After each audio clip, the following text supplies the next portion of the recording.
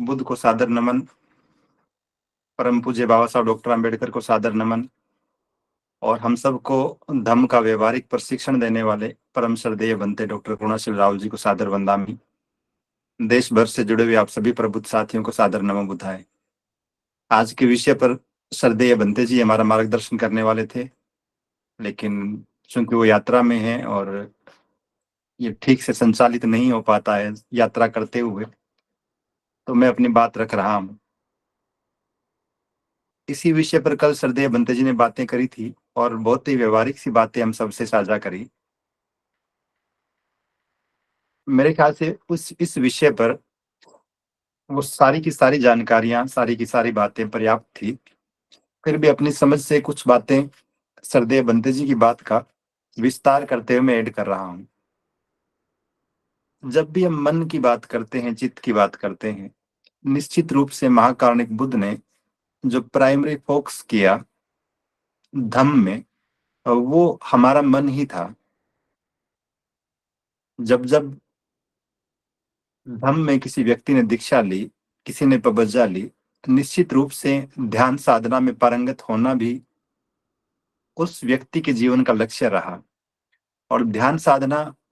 का उद्देश्य जो था वो भी यही था कि मन का विकास ठीक ढंग से हो जाए।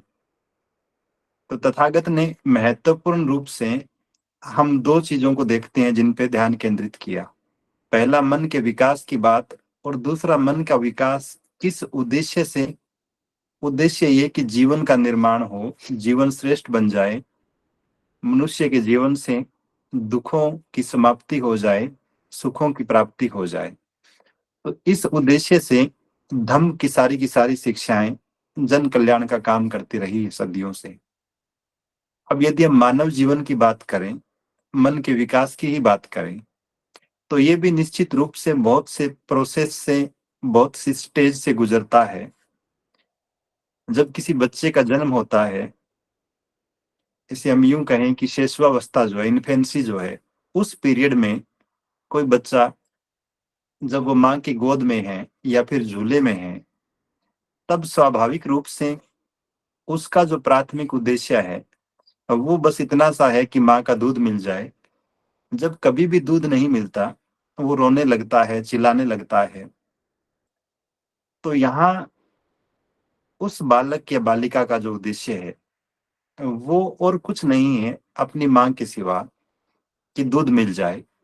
बच्चा जब थोड़ा और बड़ा होता है, जब वो बाल्यावस्था में प्रवेश करता है, तब पापा चॉकलेट ले आएंगे, दादा दादी के साथ कहीं घूम लेंगे, छोटे भाई बहनों के साथ खिलौनों के साथ खेल लेंगे। तो जीवन का उद्देश्य, उसकी दिनचर्या का लक्ष्य सिर्फ इतना सा बना रहता है, क्योंकि मन का विकास अब इतना ही हुआ है कि परिवार के कुछ सदस्यों या रिश्तेदारों की पहचान होने लगी है और मन बहल जाता है खिलौनों से, चॉकलेट से, टॉफी से या फिर दूसरे खाद्य पदार्थों से। तीसरी स्टेज में जब कोई व्यक्ति प्रवेश करता है, जिसे हम किशोरावस्था कहते हैं, अब चूंकि जैसे जैसे व्यक्ति बड़ा होता है, वो बालक बड़ा होता है, तो मन का विकास भी उसी अनुपात में हो रहा होता है। तो किशोर उम्र में किसी लड़के या लड़की की प्राथमिकता हो सकता है अपने दोस्तों में रहे। अपने दोस्तों को बचाने के लिए वो टीचर के सामने भी झूठ बोल देता है।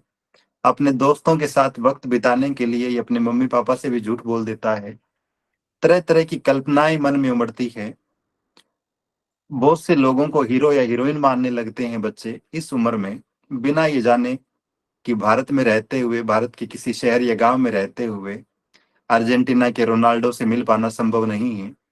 लेकिन फिर भी बच्चे उसे अपना रोल मॉडल देखने लगते हैं। तो मन का विकास चूंकि इसी स्तर तक हुआ है जहां कल्पनाएं प्रधान हैं, जहां पे अपने दोस्तों का साहचर्य, उनकी संगति ही सब कुछ है, उनके अतिरिक्त और कुछ नहीं चाहिए। जब युवावस्था में प्रवेश करता है कोई लड़का या लड़की, तब निश्चित रूप से उसकी प्राथमिकताएं फिल्मों के माध्यम से, प्रेम कविताओं के माध्यम से अपनी प्रेमी या प्रेमिका की संगति में अभिव्यक्त हो रही होती है। तो अब मन का विकास इस स्तर का हुआ है कि वो उस परिवेश को ही अपनी दुनिया समझने लगता है। जीवन का लक्ष्य, जीवन का उद्देश्य भी वो नहीं जानता इस बात को कि जीवन निर्माण, श्रेष्ठ जीवन या फिर सुखों की प्राप्ति, मानसिक शांति, ये सारी की सारी चीजें वो किसी और ही दुनिया में ढूंढ रहा होता है। जब थोड़ा और समझदार होता है, वो प्रौढ़ावस्था में प्रवेश करता है, अब नौकरी की चिंता सताने लगती है, नौकरी लगने के बाद अच्छा सा विवाह हो जाए, ये चिंता सताने लगती है। तो अब मन का विकास जिस स्तर का हुआ, वहां की प्राथमिकताएं बस रोजगार, विवाह और बच्चों तक सीमित रहती है। और कोई भी लड़का या लड़की ये सोच रहा होता है कि बस ये जरूरतें पूरी हो जाए, ये आवश्यकताएं पूरी हो जाए, तो जीवन सफल हो जाए, जीवन धन्य हो जाए। क्योंकि मन अब उसी स्तर तक विकसित हुआ है और मन ने प्राथमिकताएं तय कर दी है, रेखाएं खींच दी है चारों तरफ कि इन चीजों के अलावा और किसी चीज की जरूरत नहीं है। कुछ और बड़ा होने के बाद जीवन की अंतिम अवस्था में, जिसे हम वृद्धावस्था कहते हैं, अब नौकरी से रिटायरमेंट भी हो चुका होता है, बच्चों के विवाह भी हो चुके होते हैं। अब इन तमाम चीजों से आदमी का धीरे धीरे मोह भंग होने लगता है। अब उसे लगता है कि कुछ धर्म कर्म की बातें कर ली जाए।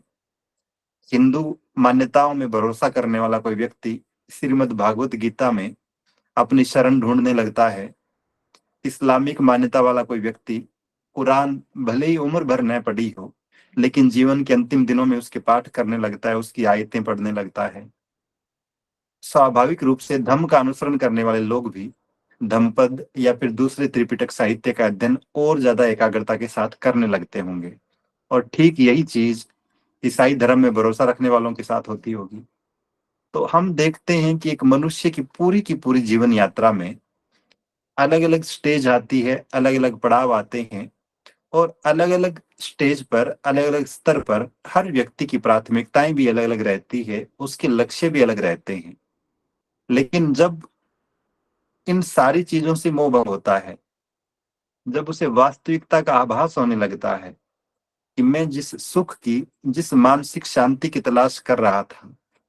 वो न तो अच्छे जीवन साथी में थी, अच्छे का मतलब किसी बहुत ही सुंदर जीवन साथी को ढूंढ लेने में थी, या फिर न इस बात में थी कि बड़ा सा घर बना लिया जाए, बहुत सारा धन इकट्ठा कर लिया जाए। अभी कुछ साल पहले हमने देखा कि जो रेमंड कंपनी का जो मालिक था, निश्चित रूप से अरबों खरबों का कारोबार उसका रहा होगा, उम्र भर बहुत ही लग्जरी लाइफ वो व्यक्ति व्यतीत करता रहा। लेकिन जीवन के अंतिम दिनों में जिस तरह का घटनाक्रम उसके साथ घटित हुआ और उसकी संतानों ने जिस तरह का व्यवहार उसके साथ किया, वो इस बात की ओर इशारा करता है कि भले ही आप भौतिक रूप से कितने ही सुविधा संपन्न हो जाएं, कितने ही साधन संपन्न हो जाएं, लेकिन आपके परिवार के सदस्यों का, आपका, आपकी संतानों का जब तक मानसिक रूप से ठीक दिशा में विकास नहीं होगा, तब तक जीवन श्रेष्ठ नहीं बन सकता, जीवन का निर्माण ठीक दिशा में नहीं हो सकता। बाबा साहब डॉक्टर अंबेडकर भी इस बात को बहुत ही स्पष्ट शब्दों में कहते हैं, बार बार कहते हैं कि बुद्धि का विकास ही मानव के अस्तित्व का अंतिम लक्ष्य होना चाहिए।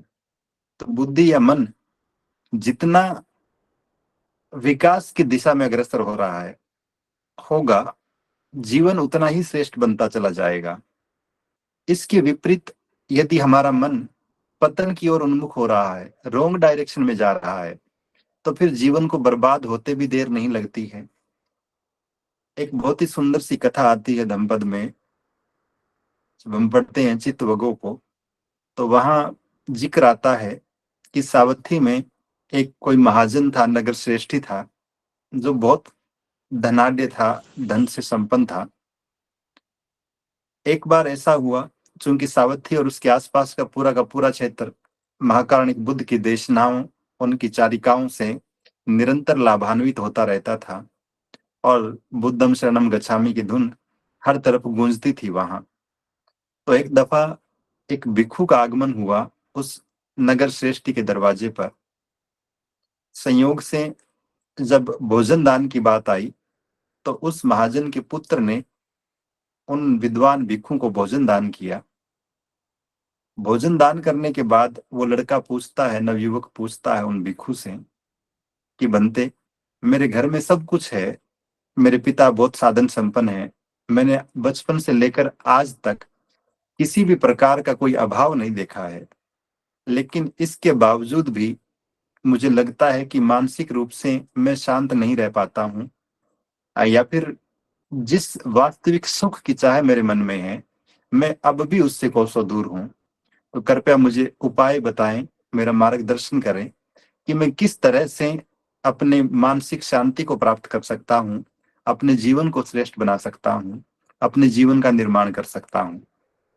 तो भिक्षु कहते हैं कि आप अपनी संपत्ति का, अपने धन का 3 हिस्सों में बंटवारा कर लें। एक हिस्सा व्यापार में लगाइए ताकि आपके पिता का जो साम्राज्य, धन का साम्राज्य, व्यापार का साम्राज्य खड़ा किया हुआ है, वो बराबर बना रहे। दूसरा हिस्सा जो है अपने धन का, वो अपने परिवार के कल्याण पर खर्च करिए। और तीसरा हिस्सा आप धम्म के लिए दान दीजिए।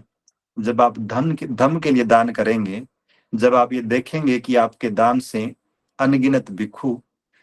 भोजन प्राप्त कर रहे हैं, उनके रहने की व्यवस्था हो रही है, और फिर वो भिक्षु जन कल्याण का और ज्यादा काम करेंगे और सहजता से काम करेंगे, तो उन भिक्षुओं को देखकर आपको मानसिक शांति प्राप्त होगी कि मैंने जो धन खर्च किया वो धम्म पे किया,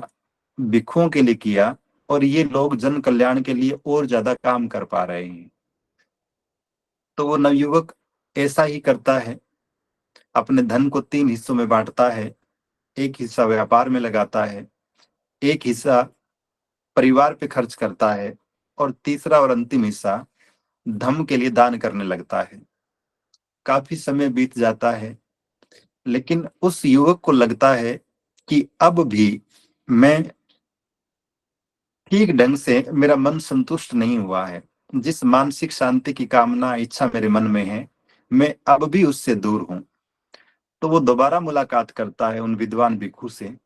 और पूछता है, कहता है कि बनते,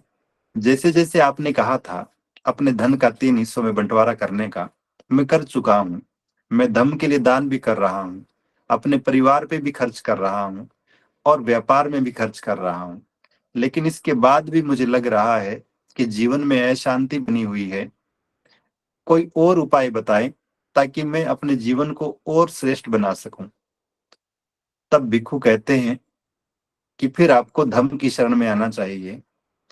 आपको त्रिरत्न की शरण ग्रहण करनी चाहिए, आपको पंचशील का पालन करना चाहिए, आपको अष्टांगिक मार्ग का पालन करना चाहिए। और वो नवयुवक उन भिक्षु से प्रभावित होकर अंततः पबज्जा ग्रहण करता है, वो भी भिक्षु बन जाता है। अब विहार में रहते हुए, निरंतर ध्यान साधना करते हुए, विनय के नियमों का पालन करते हुए, कुछ दिनों बाद उसे वापिस महसूस होने लगता है कि भिक्षु का जीवन भी इतना सहज नहीं है, इतना सरल नहीं है। विनय के सारे नियमों का पालन करना मुझ जैसे ग्रस्त और भौतिकतावादी व्यक्ति के लिए संभव नहीं है। तो उसका मन डगमगाने लगता है। वो सोचता है कि जीवन इससे भी सुखी नहीं हुआ है। मैं तो सुख की तलाश में था, शांति की तलाश में था, लेकिन अब क्या करूं, भिक्षु बनने के बाद भी शांति नहीं मिल रही है। तो जब ये सवाल तथागत के पास पहुंचता है, तो तथागत एक बहुत ही सुंदर सी गाथा कहते हैं। कहते हैं कि मनुष्य का मन बड़ा चंचल होता है, इसको एक जगह से दूसरी जगह पहुंचने में ज्यादा वक्त नहीं लगता है, कभी यहाँ कभी वहां भटकता रहता है। लेकिन फिर इसका समाधान भी बताते हैं, और वो समाधान निश्चित रूप से हम सब की समस्याओं का समाधान है। हम सारे के सारे साथी जो जीवन निर्माण की बात करते हैं, जीवन को श्रेष्ठ बनाने की बात करते हैं, हम सब उस गाथा से बेहतर ढंग से प्रेरणा ले सकते हैं। तथागत कहते हैं कि चित्तंग रखेत मेधावी, बुद्धिमान लोग अपने चित्त की रक्षा करें। हो सकता है हमारी प्राथमिकताएं, हमने जो धन कमाया उसे बैंक में डिपॉजिट करके और उसकी सुरक्षा करने की हो, अपने घर की अलमारियों या लॉकर में अपने गहने सुरक्षित रखने की हो। लेकिन तथागत जिस बात की ओर इशारा करते हैं वो ये है कि हमें अपने चित्त की रक्षा करनी चाहिए। बुद्धिमान लोग अपने चित्त की रक्षा करते हैं, दूसरी चीजों की तरफ ज्यादा ध्यान नहीं देते हैं, और कहते हैं कि जिसका चित्त सुरक्षित होता है उस व्यक्ति का जीवन भी सुखदायक होता है, मंगलकारी होता है। तो ठीक यही बात मन के विकास के मामले में भी है कि हमारा चित्त या मन जितना ज्यादा विकसित होगा, जितना ज्यादा जीवन निर्माण की तरफ केंद्रित होगा, हम उतने ही बेहतर बनते जाएंगे, उतने ही श्रेष्ठ बनते जाएंगे, हमारा जीवन भी उतना ही बेहतर बनता जाएगा। और इसके विपरीत यदि हमारे चित्त में किसी भी प्रकार का विकार आएगा, विसंगति आएगी, तब हमारी प्राथमिकताएं बदलती जाएगी। हम अपने जीवन को, अपने जीवन की धारणाओं को, अपने जीवन में सुख को किन्हीं और काल्पनिक चीजों में ढूंढना शुरू कर देंगे, और वो मन का विकास नहीं, एक तरह से मन का पतन ही होगा, जो जीवन को गलत राह पे लेके जाएगा। तो ऐसे में हजारों साल पहले तथागत ने जो बात कही मन के विकास के बारे में, चित्त के विकास के बारे में, वो भी बहुत ही सरल शब्दों में, बहुत ही सहज शब्दों में बस इतनी सी है कि हम यदि अपने जीवन को श्रेष्ठ बनाना चाहते हैं, अपने जीवन को सुंदर बनाना चाहते हैं, तो हमारी प्राथमिकता अपने मन का विकास करने की हो, हमारी प्राथमिकता अपने चित्त की रक्षा करने की हो। जब जब कोई विकार आए, जैसे इसे हम एक उदाहरण से यदि समझना चाहें, एक बहुत ही छोटी सी चीज, हमारे घर में जब भी कोई आवारा पशु, कुत्ता या गाय प्रवेश करने लगता है, तो घर के सदस्य तुरंत ही लाठी लेकर उसे दूर भगाने का प्रयास करने लगते हैं, ये सोचकर कि ये जानवर, ये कुत्ता या फिर कोई भी आवारा पशु हमारे घर में पड़ी हुई चीजों का किसी प्रकार का कोई नुकसान न पहुंचा दे। घर का एक गमला, उसके पौधे को गाय ना खा जाए, कहीं रखी हुई किसी छोटी सी चीज को, वो रोटी हो कि दूध हो, कुत्ता उसमें मुंह न मार दे। तो जब इन बहुत ही कम मूल्य वाली वस्तुओं के प्रति हम इतने सचेत रहते हैं, इतने चिंतित रहते हैं, और तुरंत ही प्रतिक्रिया करते हैं कि ऐसा न हो जाए कि मेरे घर की चीज को नुकसान न पहुंच जाए। कितने ही लोग बसों में, ट्रेन में यात्राएं करते हुए अपने बैग को जिस जगह पर रखते हैं उसे सैकड़ों बार चेक करते हैं कि मेरे बैग में मेरे कपड़े हैं,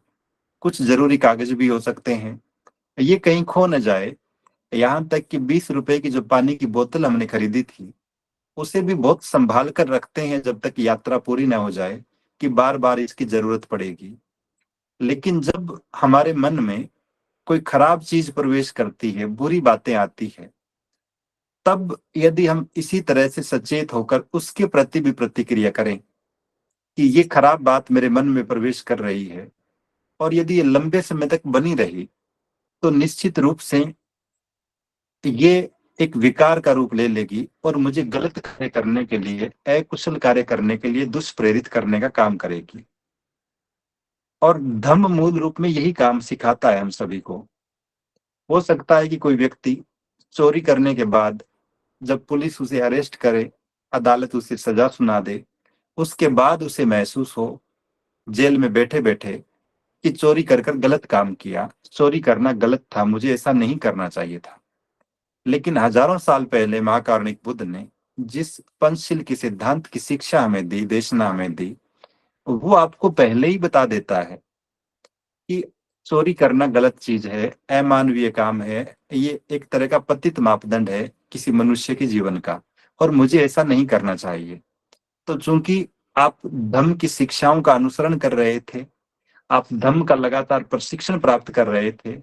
आपका मन इसी दिशा में विकसित हुआ कि कौन सी चीजें अच्छी है, कौन सी चीजें बुरी है।